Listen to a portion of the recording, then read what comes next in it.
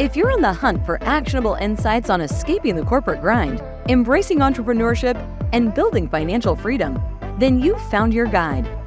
Welcome to The Deep Dive with Drake, where the success stories of real entrepreneurs unfold. Join host Drake Abshire as he delves into creating a multifaceted entrepreneurial career, inspired by his impactful Southern heritage. The stage is set.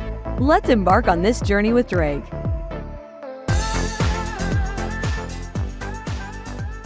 Welcome, y'all, back to the Deep Dive with Drake. We are diving into another exciting episode, and I have another amazing special guest who is very near and dear to me. He's a good buddy of mine. His name is Charles Boyett. And just to give you guys a brief introduction of him, he started as a real estate agent. He is an entrepreneur. He's really kind of like me in a lot of ways, where he's delved into a lot of different things. He's owned a gym. He's been in fitness. He's owned a magazine, just like Real Producers as well. And so now he's been on the broker and leadership side and growing massive agents and teams within the real estate space. So I want to introduce you guys to Charles Boyett. Go ahead and tell everybody a little bit about yourself. Well, thank you very much for having me today, Drake. When you're running through that list, I'm like, wow, I've had an eclectic career. A little bit of this, but I've been in the entrepreneurial real estate space really for the bulk of my life, man. I've been doing this for 26 years. I realized when I was like 14 years old and I had my first little gig at Winn-Dixie that punching a time clock was not going to be the path for me. And so everything I've done, whether it be in real estate, whether it be in the just overarching entrepreneurial space or the fitness space, I've always wanted to march to my own beat, but doing so by really honestly trying to provide as much value to others. So, like I said, it sounds like a bit of an eclectic career, but the reality is if I really boil all of it down, I think what I really like doing with my career is providing solutions for others in whatever they're trying to do. So yeah, it's been a little bit of this, a little bit of that, but it's been a long road. Yeah. We sound like we have very similar personalities in that. I get bored with stuff. So it's like, there's always like this, like, I want to try something a bit more exciting or reach for a little bit more. Right. But that's the beautiful thing about entrepreneurship. And that's why I love it so much. And I encourage it so much with this show and, helping people solve problems with that, because there's no ceiling and it's constantly moving and changing, and you can create so much within the space. But let's talk a little bit about your journey. So what do you think were your building blocks with getting you to be an entrepreneur? Like, why did you choose to go that route? And then why do you stay on that path? Well, good question, man. I think when I started my entrepreneurial journey, I didn't really kind of quantify it as that. I didn't know that I was starting my journey at that point, because real estate sales actually was the intro point into being kind of my own boss, my own, if I don't work, I don't eat type mindset. And through the real estate space, after I had some success with some production early on, that was really where I shifted into my first mindset of doing something outside of a transaction. And that led me to a coaching mindset where I really wanted to help others elevate their game and take control of their business and hopefully elevate their finances. And so that got me into real estate coaching, obviously still very much tied to the real estate space. But it was from there, I did that for a while. And then the reality was I was really there's a whole long story here, but I'm gonna give you the high points. Through some things in my life, I found myself in a situation where I really needed, not just wanted to, but needed to take control of my body, my fitness. I had some just things happen in my life that put me in a really bad spot. And so much like my real estate career, as I started becoming a little more fit, learning a little bit about fitness and nutrition, I started sharing those ideas. And that became a passion to me. Not only was I passionate about helping agents with their real estate business, but I was really, really interested in helping people that were like me make a massive needed change in their body and their nutrition. And that led me to an opportunity after years of doing that to actually own my first gym, right? I was at the gym one day and the owner of the company comes to me and he says, "Hey, Charles, just want to give you a heads up, man. We're going to be closing the gym down." And I'm like, oh, man, that's horrible. This is finally, I found my space. I found my tribe. And it just out of nowhere. And this is where I guess I know the entrepreneurial bug had me. My first response to him was, why don't you show me those books? Why don't you show me what that looks like? And so through a series of events, I became the owner of a very large 23,000 square foot fitness facility in Jacksonville, Florida. And really everything's just kind of built on their opportunity.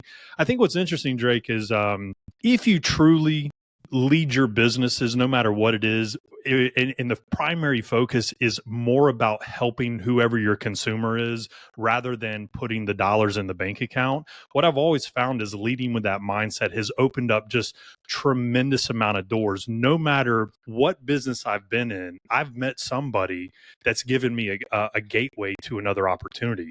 But it's because you focus on doing the right things by people more so than putting dollars in the bank account. And so the opportunities are just everywhere. Yeah, absolutely. I love that. That's cool. So you literally just said, open those books and let's check out the gym situation. I didn't even know what I was looking for, but I'm like, open them up. Let's take a look at them. Hey, that's what it is sometimes, right? And that's the beauty of entrepreneurship is sometimes it's like, hey, I got to figure this out, but you learn so much along the way and there's so much growth. That's what the beauty of this type of line of work that we're in is that it's ever changing and you're constantly going to keep growing and fixing problems, Right. So talking about that, let's talk about some of the challenges that you've overcome and your strategies behind them. So yeah, what do you think were specifically challenges that you faced and how have you been able to overcome them or strategies that you find have worked well for you? Man, I tell you, because I've kind of dabbled in a few different genres, the obstacles, while different in every business, they usually come down to, and I think a lot of entrepreneurs deal with this, we tend to jump in before we have all the answers. Right. And so a lot of the things I've had to overcome, like in the fitness space, was I had no idea how to run a profitable gym. I knew how to run real estate. I knew how to coach agents, but I didn't know, what a P&L to fitness facility looked like. So it was really the obstacles are going in head first into something you truly don't know. I mean, you try to be as prepared as possible for any opportunity, but it's like when you do a house reno, right? And you're like, oh, it looks pretty good. Maybe it's lipstick and all that stuff. And then you pull the drywall off and it's like, oh, right, we got all this under here as well. So I think the main obstacle I've ever had to face in the entrepreneurial space is the unknown, right? I didn't really know what I didn't know until it was right in front of me. So how do you overcome that? I think if we're really going to make a real run at this entrepreneurial mindset, we have to constantly sharpen the tool every single day. When you see something you don't understand, you either need to do one of two things. If you're in a financial position to delegate and get it into somebody's hands that truly knows how to do that, do that. But if you're not quite there and you're at the beginning elements of your journey, you've got to throw yourself in deep and learn everything about the business. So whether that's, hours and months and time on YouTube or taking courses or seminars or whatever, is you have to treat this thing like it's actually like you want it to be something big. My mom always just say, no matter what it was, if she always said this about real estate clients, but this pertains to so many different things.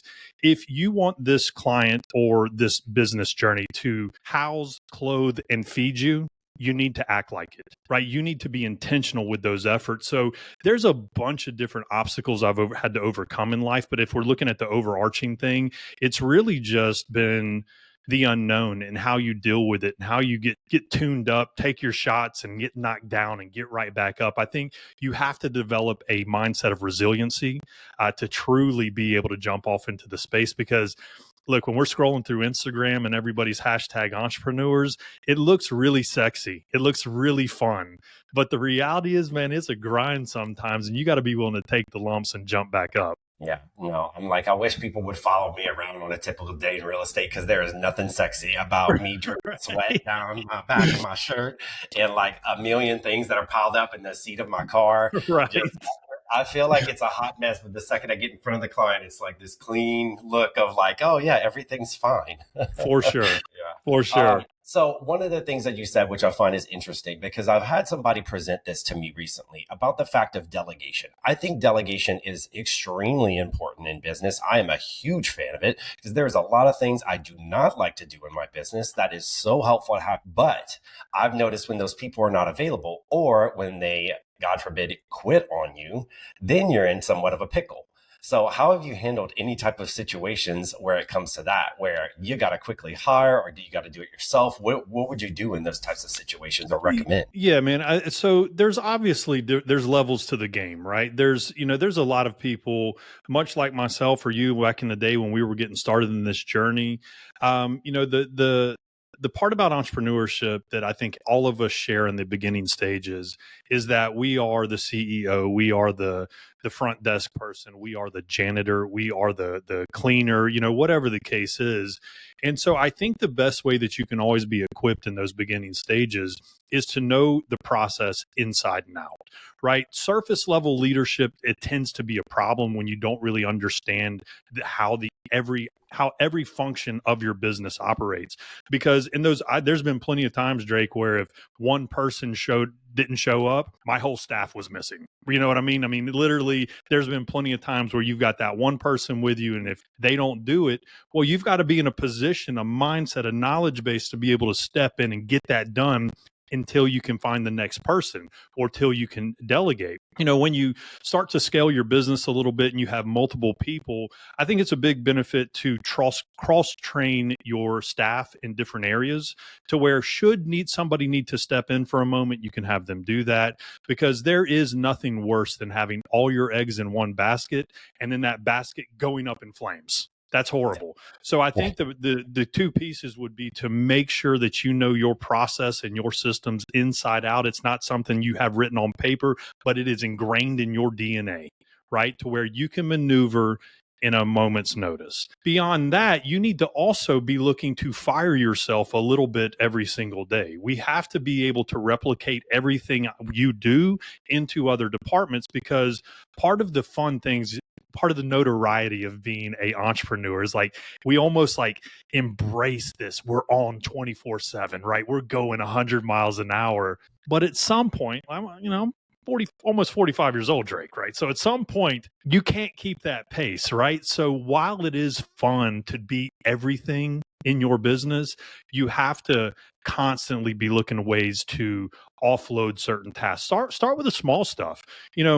The reality is there's certain elements of every business, no matter what it is, that we love to do. It's why we're doing it, right? I love talking with my clients, my agents, wherever. I love that part. Paperwork, not interested. Details, uninterested, right? Same. And so those parts you've got to find people to help you, or systems or VAs or whatever the case is, do the things you love to do. And if you throw yourself all into that and kind of delegate those other pieces, you'll be good. But just because you delegate, Drake, does not mean you can get away with not knowing it. Because until you're the point where you have 15, 20 people on staff or more, any given moment, you might have to step in. So you have to know it. You have to know that process. Yeah, I agree. I've had a few agents, top agents too, in my area that I've talked to about this before. And they're like, oh, I still do it with no virtual assistant or with like no transaction assistant. And I think to myself, why do they wear that as a badge of honor? Like, why is it like, something that they're proud of, with the fact that they're still doing all of their own paperwork and doing everything, which I get the money savings and you have the control. But I think to myself, the leverage of time, even time that can be spent with your family, right?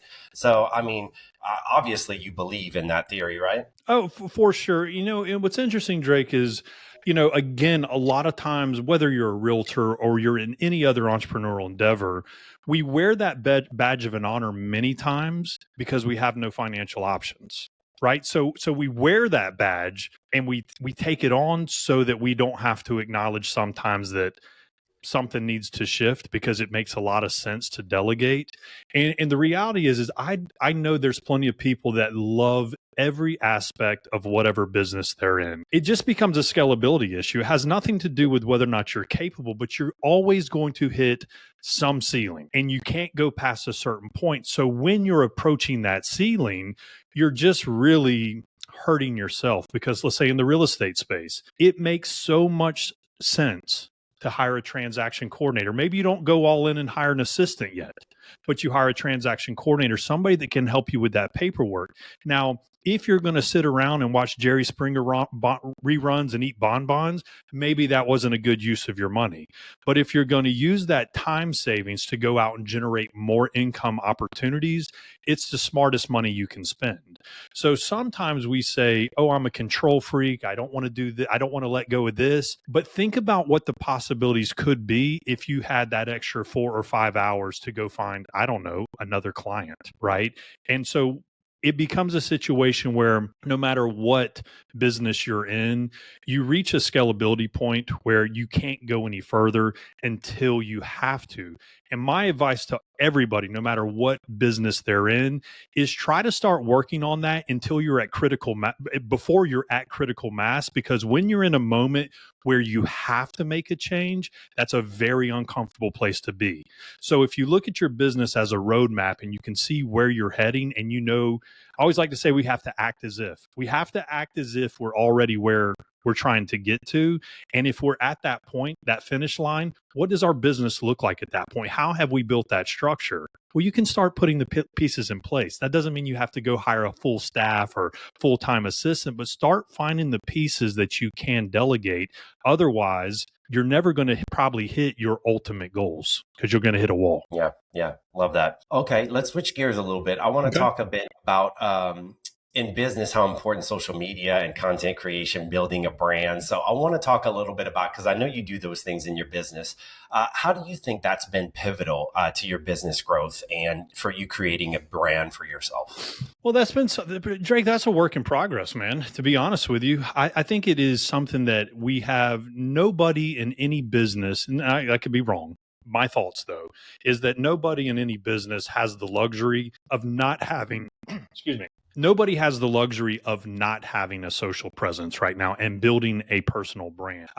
Some people's personal brands are very clear cut and they're beautiful. And some people's brand is just built around consistency. Maybe it doesn't necessarily have a look or a feel, but it's just the way they show up.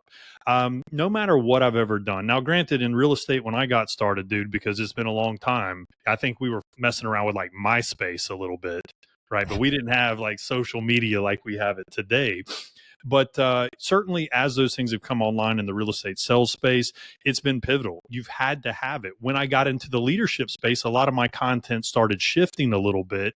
But now I'm building a brand around what I know more than what I do. And I think that's very important. As an entrepreneur, we often need to build that brand around that mindset. What I know, what I can solve, what solutions I can bring to the table, more so than what I actually do on a daily basis. Because again, if we're demonstrating only what we do, we reach a scalability issue at some point. So we have to talk about solutions, and that solution might be fixed by me.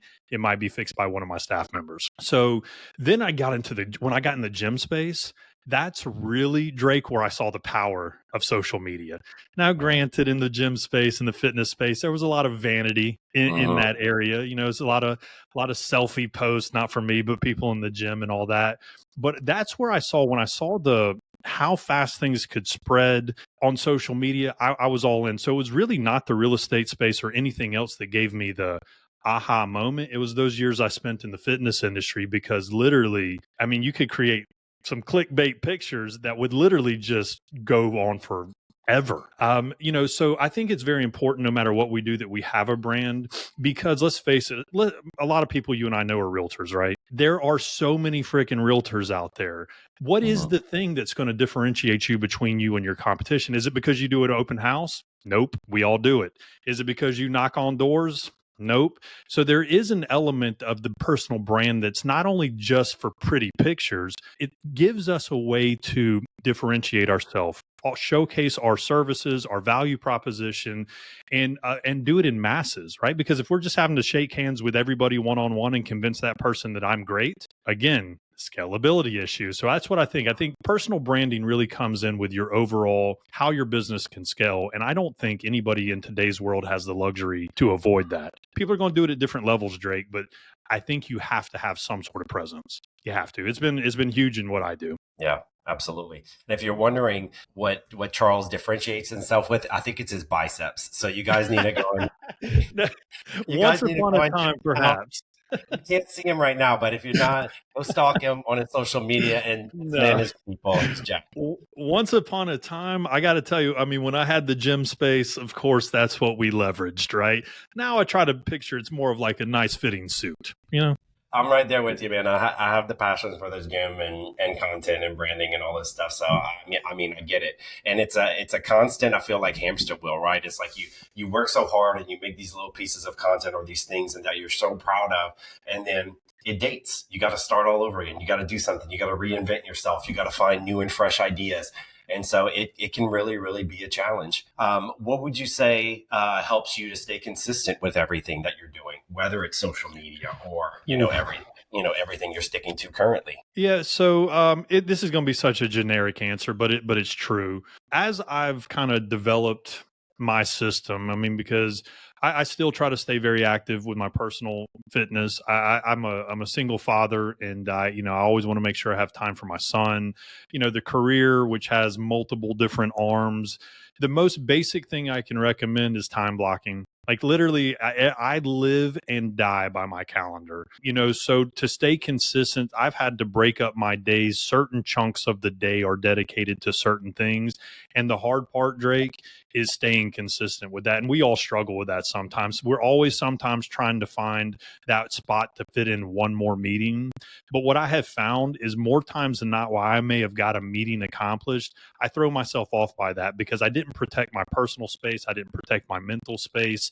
And so I would say, honestly, time blocking is the best skill set that I could say, or one of the best skill sets that we can really develop in productivity, because otherwise you will never be in control of your calendar. And when you have everybody else and every other obligation in your life controlling your calendar versus you, brother, it's hard to stay consistent because you're one appointment away that pops on your calendar that can throw your entire process off for the day. For instance, like Fridays. Here we are recording on a Friday. Fridays, you cannot schedule a actual appointment with me on Fridays. It's 100% about content. So the only way we get on a call on Fridays is if we're creating some content together. So I think that's it. I think we just have to be protective of our space, protective of our calendar, and be mindful of focusing on one thing first. What are my income producing activities? And if you don't know that, it's hard to protect your time. Like for me personally, in my primary business, there's 3 things that move me forward. And if it's not one of those 3 things, it's got to be a hard no for me. So protect your time with time blocking and get good at the art of saying no. You have to. Yeah. I believe it. And I try my best as well. Sometimes it feels like putting out fires, but I'm getting better about the time blocking and being specific with my calendar. So you mentioned the calendar situation, and out of curiosity, is there anything you use in particular, or do you use just a typical calendar? Like, you have any suggestions for any on the technical side? All right. So full disclosure, I'm a bit of a tech nerd. I'm always quick to try a new piece of technology, a new AI-based calendar or something like that. And I've tried so many of them, and I keep coming back to the basics, man. If Google Calendar, Google Task, it all just plays nicely together. I tried to do all the new AI task builders, and in theory they sound good because they're trying to get you as productive as possible, right? So they're like, put all your tasks in, and we'll find the appropriate place in your calendar. And that sounded good in theory until in practice. Anytime I had an open spot on my calendar, the damn system would just fill in things for me to do. And I'm like, oh my gosh. So I couldn't protect my time. So I'm basic. So right now I'm an Apple guy. I do use Google calendars, but right now I've been actually trying to go very minimalist. So I use Apple reminders, Apple notes. Those are literally on my screen all day long. And it's simple. Keep it simple, stupid, right? That whole saying. I have tried so many times in my life to overcomplicate things for no reason. But when I find that I'm the most productive, it's because I've led with simplicity. Keep it simple, man. Find a task app. If you like journaling, find you a good notebook, but keep it basic. You need a calendar. You need a task management. You need some email. That's really all you need. Figuring out which one works for you. But I'm definitely a nerd, man. I've read every article I can find on productivity and how to be efficient. And half of them are just way too complicated, man. It's like, this was supposed to help me. I feel like it's just added like 12 more tasks to my task list to stay productive. So keep it simple. Okay, awesome. So because this is the deep dive, we always get deep. So let's do it. Let's talk a little bit more about you personally and maybe personal reflections for yourself. So if you look back at your journey, what are you most proud of, would you say, in your career, or it could even be personal life?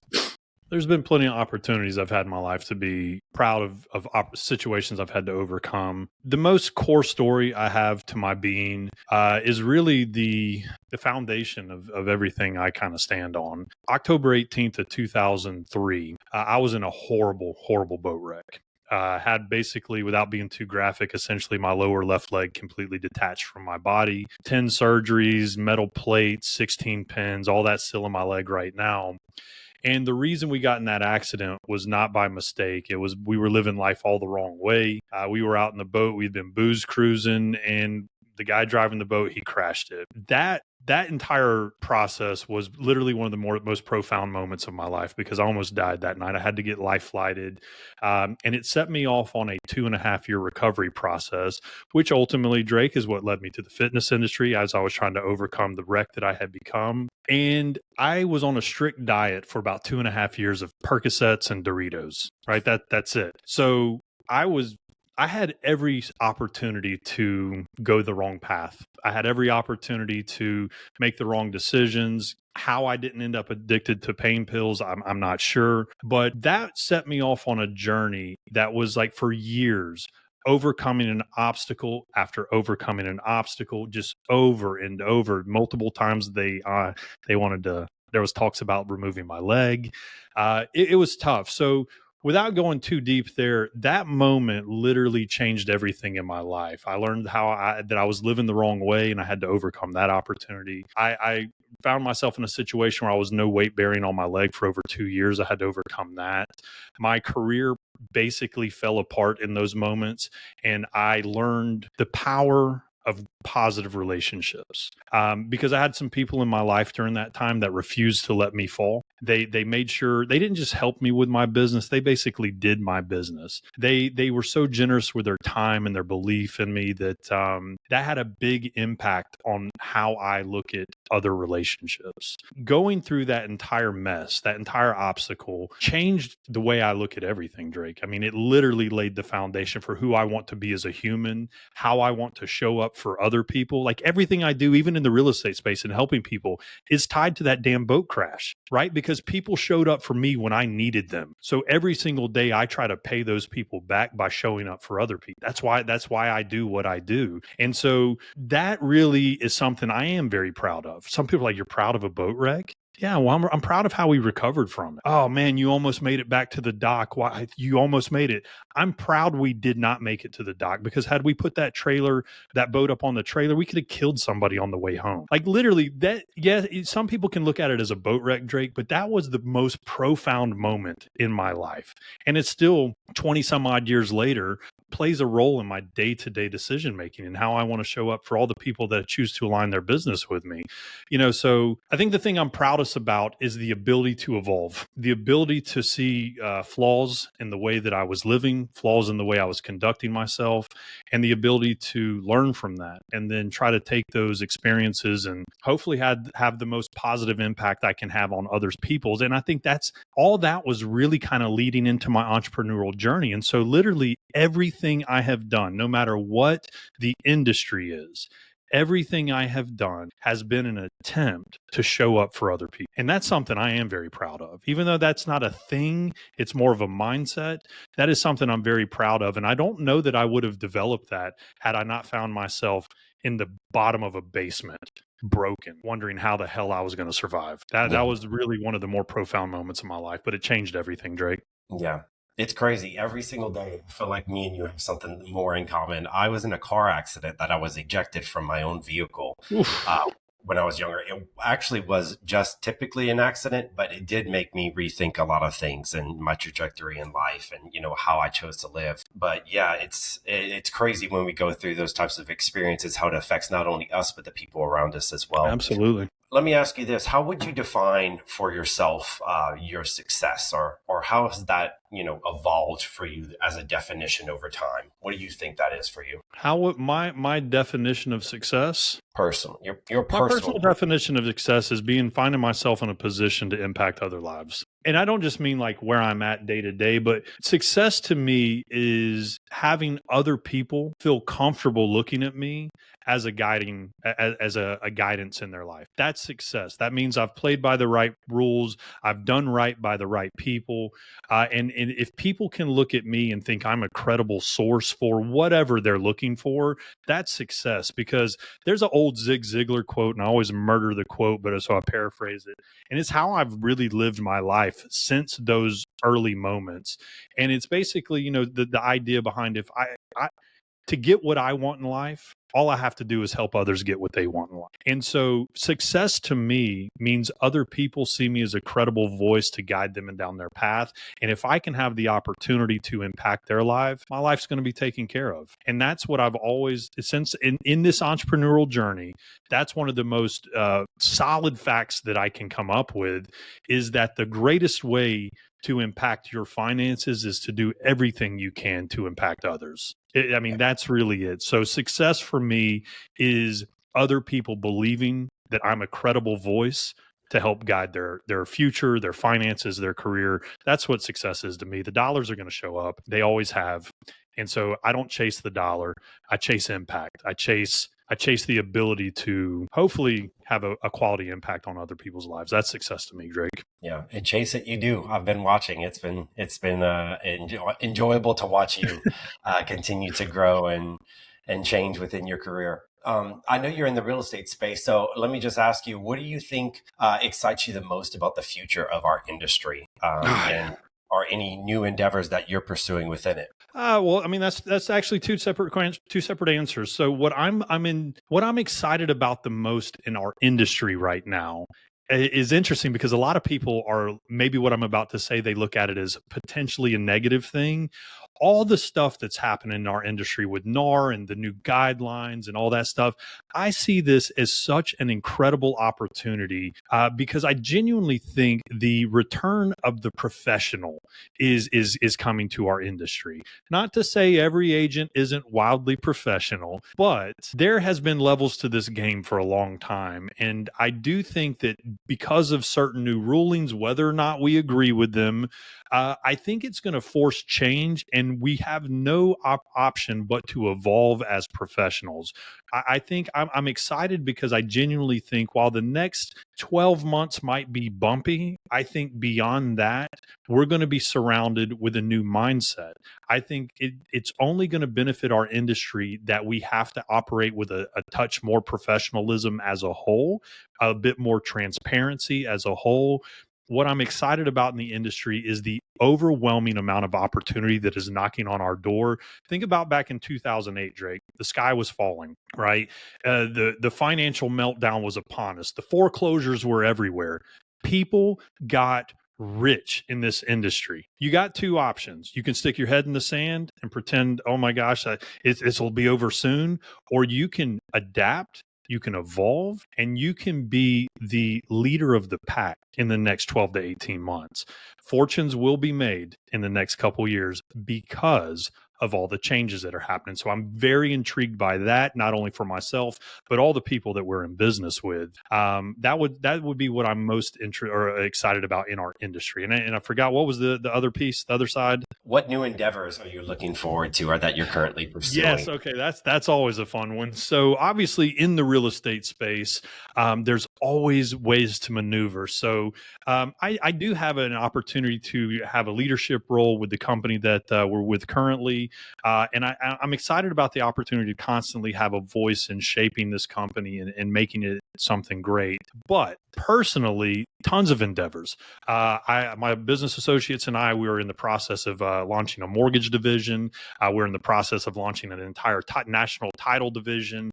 And so it's less about now about how many lock boxes I can open and more about how many different entities I can create. Right. And so the name of the game, as we dive back into the entrepreneurial mindset, is leveraging a bunch of different opportunities to generate revenue. I want to have and show others how to generate multiple revenue streams. Some people think, oh, you're real estate, that's one thing. No, there's real estate sales, there's real estate attraction, there's real estate recruiting, there's opportunities in the mortgage space, in the different financial opportunities in title. Just because you're real estate, there's probably, good gracious, there's probably 10 plus different revenue streams in this one venture alone. So for me, the industry I'm excited about, the return to the professional, and for me personally, scaling the opportunity into more of a national entity with multiple different arms, multiple different divisions. And I think this is ultimately my graduate school time, right? We're going to take it to the next level, and we're going to do things on a completely different scale over the next 36 months. And if done properly, Drake, we're set. Right? That's the name of the game. That's the entrepreneurial vision. Build something that other people can ultimately run, take it to new heights, and you be paid for what you know, not what you do. That's the goal. Beautiful. I love that. So how about some final words or some advice, words of wisdom for people and our listeners who are trying to achieve their dreams and their goals? What would you have to bestow upon them? I think one of the biggest issues that a lot of people, especially those where my passion lies, is really helping people get started and keep the pace in those initial months and initial years when it's tough to get going. I would say the biggest challenge, or the biggest piece of advice, or one of the biggest pieces rather, would be, do not let yourself think it's not possible. No matter what it is, whether it's real estate, fitness, whatever business that you're in, if you believe you can't do it, you're probably right? So we have to constantly invest in ourselves, in our personal development, in our skill set. We have to constantly be practicing our skills.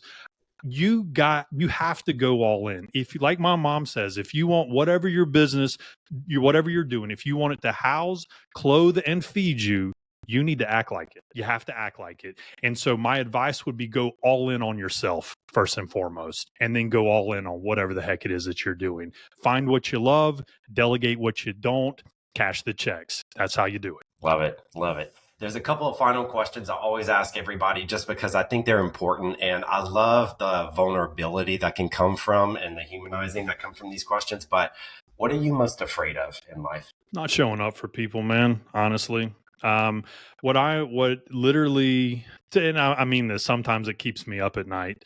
My biggest fear in life is not showing up for my son. And it's my biggest fear is also having those that invested their time, their emotion, their resources in me to help me overcome my problems. One of my biggest fears is not showing up for them and paying it forward the right way. I know that's kind of big picture stuff, but I always have to show up. That's what everything that I do is built on, is showing up for people. So my biggest fear is probably people maybe not thinking that I'm showing up for them. My son, first and foremost, that's everything to me. And then there is there's a driving force that I think one of the ladies that really helped me out when I was going through my issues, her name was Vicky Walker. And I literally I ask myself, would Vicky think I'm doing enough? Right? Because without her time, without her emotion and all that she did for me, I might have ended up addicted to pain pills, man, and doing a different life. So yeah, that's a bit, pie in the sky type mindset. But my biggest fear is not showing up or not being my best for others. No, and I think that full circles exactly with what fulfills you and your journey and everything. So it makes sense to me. And these are just fun ones. So sure. What are you watching? What are you reading? And what are you listening to currently? So the reading is easy, man. That's an easy one. I found myself in a position last month, May, where I passed the torch in some of the leadership opportunities that I had, and I pass it on to the next person so I could focus on some more higher level initiatives. And I revisited one of my favorite books, and I've actually read it twice since middle of May. And this would be like the 100th time I've read it at this point. It's a book called Essentialism. And there's a quote in this book that it literally is how I have to look at everything, right? So we have to avoid the trivial many so that we can focus on the vital few. That's basically the entire concept of the book, is doing less but doing it better. Because if I focus, and this kind of goes back to the whole calendar conversation, if I allow myself to be bogged down with the things that aren't really the things that are going to move the needle forward, how the hell can I show up for the people and the things that are going to move the needle forward? So the book I'm reading is Essentialism. I'll probably read it again. It's an easy read. If you don't have it, go get it. It will change your mindset. What am I watching? Man, I watch some trash TV just to kind of hang out. I'm not gonna lie. Don't tell anybody. I don't know if anybody's gonna watch this, but don't tell them. I have watched 90 Day Fiance lately. It's a train wreck. It's such a train wreck. I tried to watch that Love is Blind thing, but I was like, this is stupid. I like trash TV that I don't have to think about. But honestly, I don't watch a ton of it, to be honest. And what am I listening to? Dude, the same thing I'm always listening to. If it's not 90s hip hop, it's got to go, right? I mean, that's where I'm at, man. And now, with the exception, there is one exception. I've never done the podcast in the cars and the audiobooks and all that.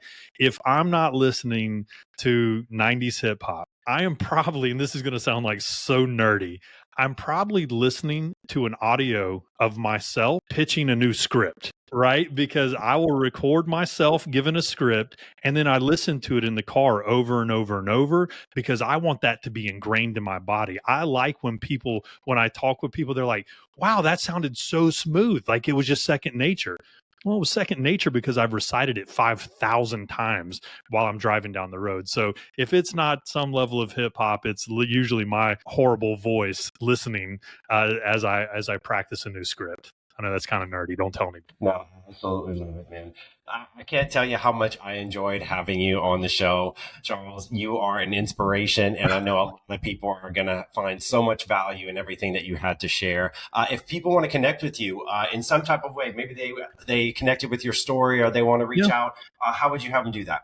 The very best way is Instagram. I'm a junkie in the Instagram DMs right now. That's where a lot of my business comes from, a lot of my opportunities, a lot of my connections. So it's real simple. I'm at charlesboyett.epic on the Instagram, and that's really it. I mean, I'm on Facebook and all that other stuff, and I'm trying to limit my social accounts to just the vital few. Avoid the trivial many so that we can focus on the vital few. And right now, that's the Instagram DMs for me. All right, perfect. Well, thank you again, Charles, so much. Your story is inspiring, and we're so looking forward to watching you on the sidelines continue to grow. I love it, man. Thank you so much for having me, Drake. It was a pleasure talking with you, as always, sir. Thank y'all so much for listening, and we'll see you guys in the next episode. Thank you for diving into the world of entrepreneurial grit, personal growth, and financial mastery. Drake is here to arm you with the necessary toolkit to cultivate, nurture, and realize your groundbreaking ideas.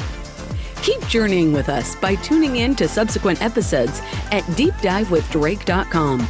The path to a flourishing entrepreneurial life is within reach if you commandeer your professional voyage and steadfastly chase your ambitions.